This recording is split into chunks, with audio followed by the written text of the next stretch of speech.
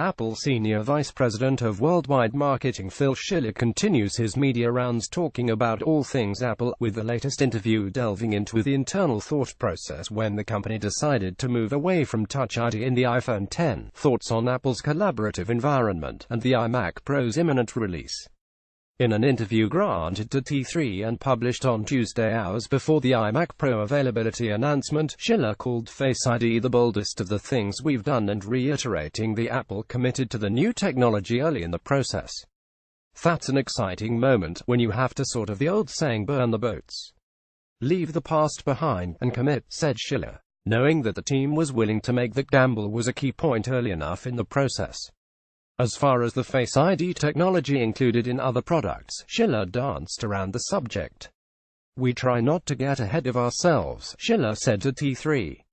While we have many plans throughout the year for many things, we also are realists in that we need to create something, and that we need to make it great, and that we need to study, and we need to learn all the user cases all around the world from everybody in every situation, before we then imagine some of the other things we might do.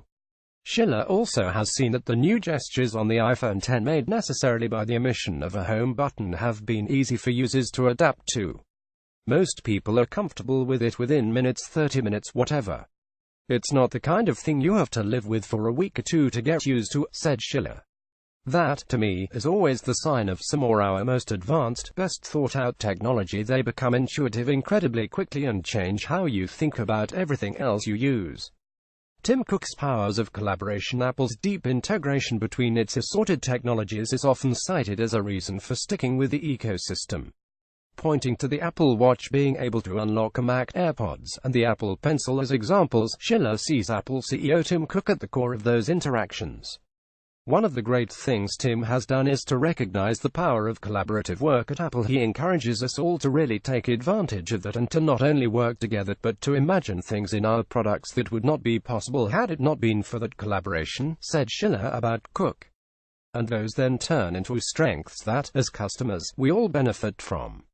Apple innovation in the AirPods. Schiller spoke at length about the engineering process for the AirPods, saying that the company first had the Apple Watch Series 3 in mind when they conceived the device. The executive spoke about problems that they ran into along the way. At the surface level, it's an incredibly simple product.